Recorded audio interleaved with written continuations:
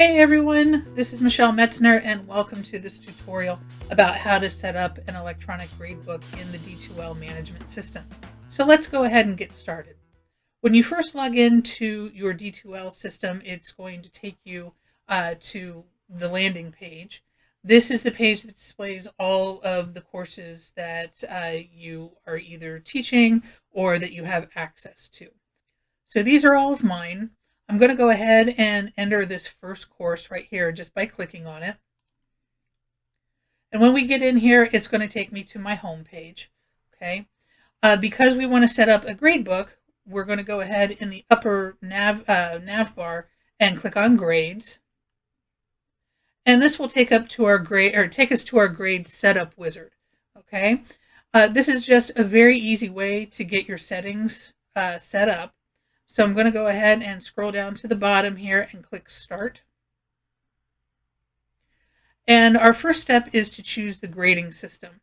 And right now we have the option to choose weighted, points, or formula. I'm going to go ahead and choose points right now. And then I'm going to click Continue. And then we get to step 2, which is the final grade released. We have the choice of choosing the calculated final grade, the adjusted final grade, or automatically release the final grade.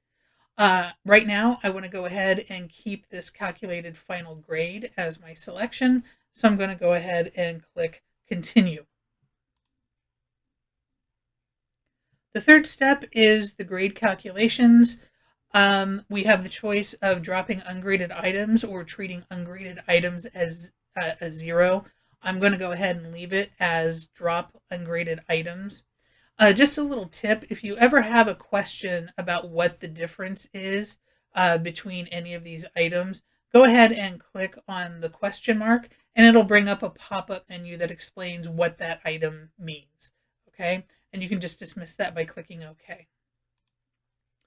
All right, the next section is the auto update.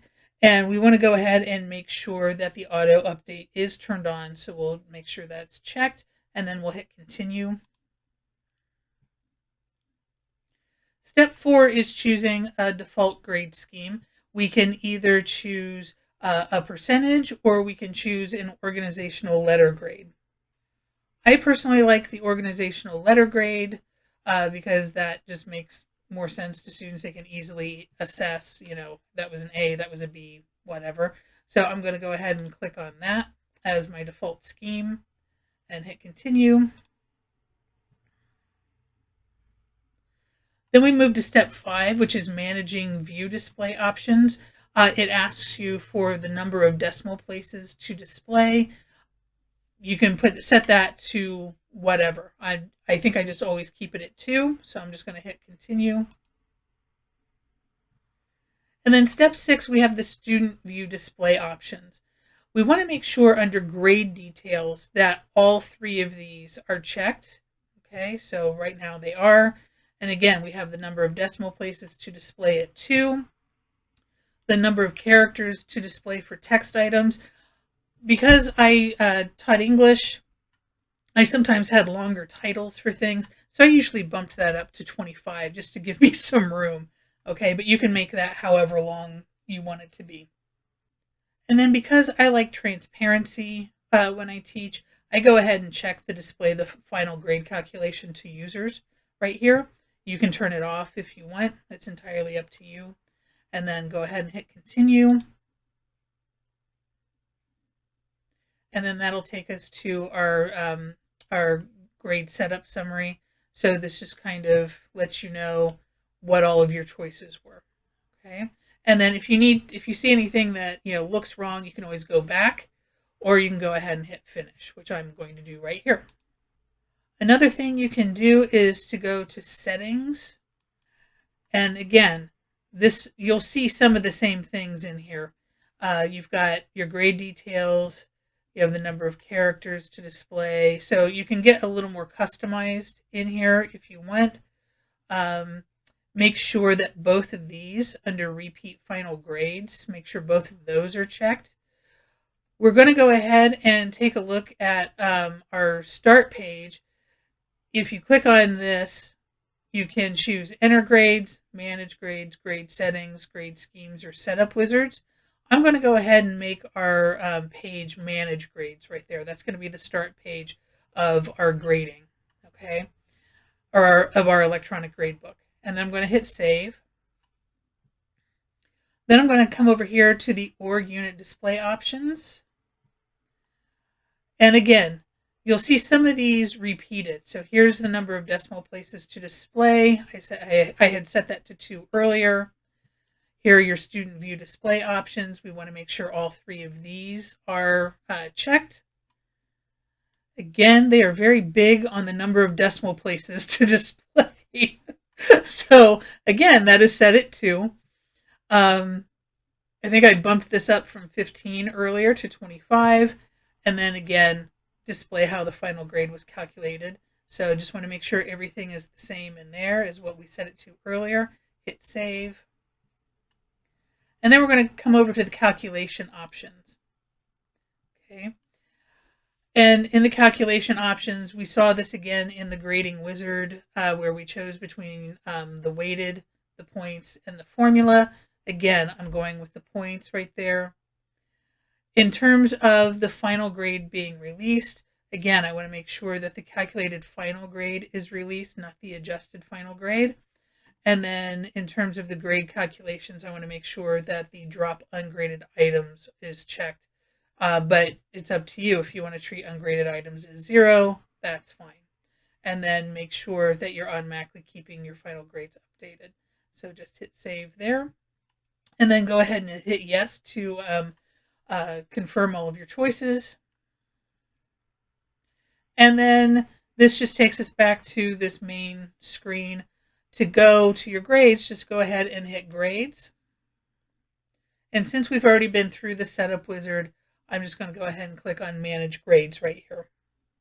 So when it comes to designing your gradebook, you have to keep in mind that you want it to be very organized, both for yourself and for your students, okay? And so we generally start with a category of grades. So for example, in my classes, I tend to do the categories by types of assignments.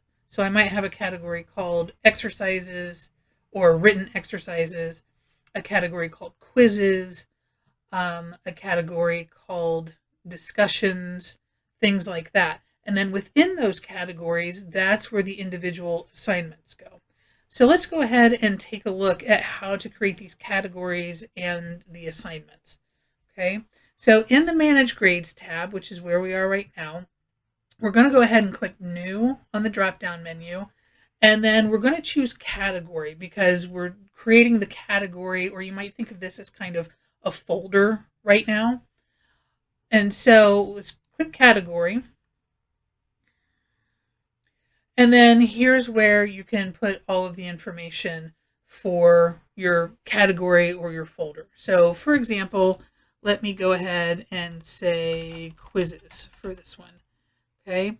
The short name is just a little nickname. So if you've got a longer file, like a longer category name, and you just want to give it a short nickname, you can go ahead and do that in the short name area.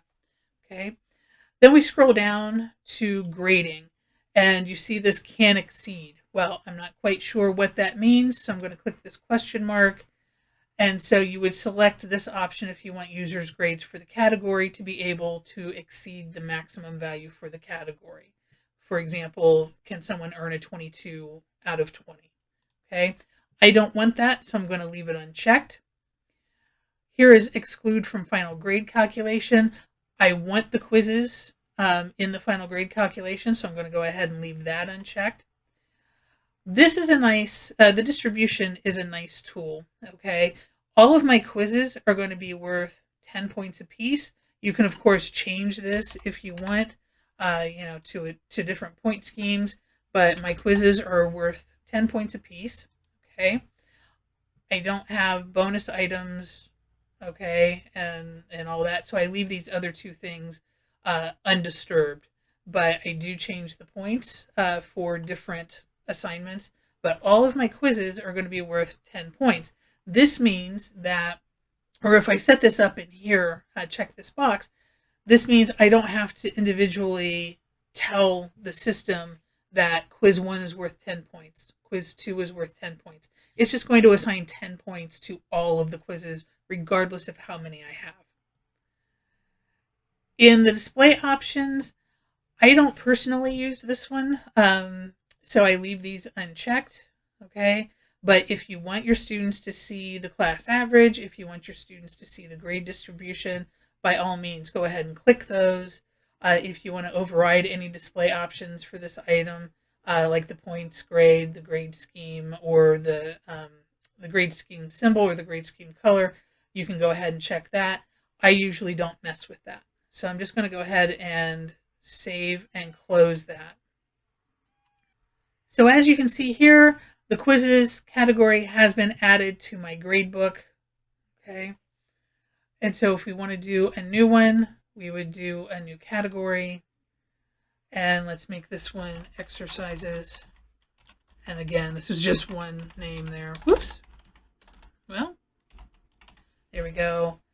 Let me see, grading. I don't want that to exceed. I don't want to exclude. I do, however, want my exercises to be worth 20 points. And all of this I leave unbothered, so I'll hit save and close. And you'll see exercises right here. Okay? So let's say I want to add a quiz to this category because there's nothing in there right now. If you click new item, okay, you get a whole new grade system here. Okay, so you need to choose a grade item type. I always go with numeric because I'm giving numbered grades, like at so many points out of so many other points, but you have all of these other options available to you.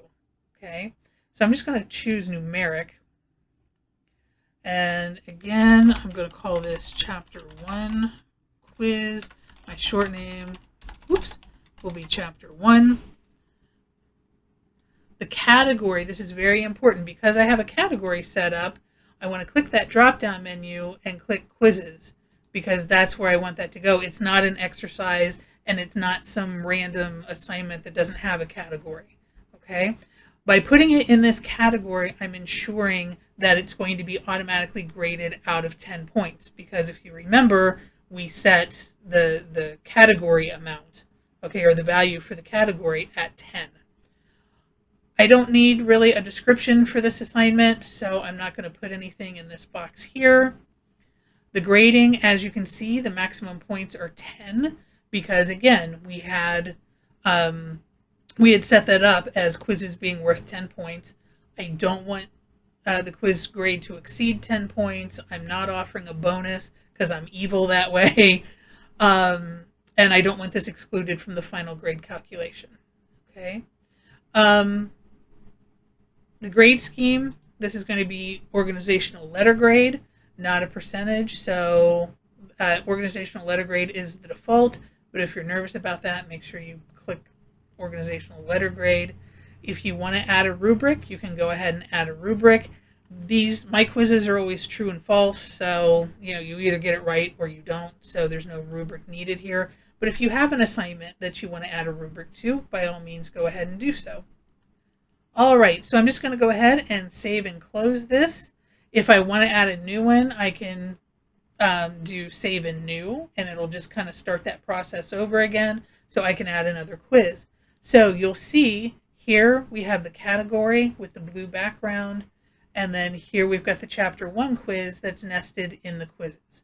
So let's do another one for exercises, like put it in an exercise. So we're going to choose new item, again numeric, and then we'll call this exercise 4.1. Exercise 4.1.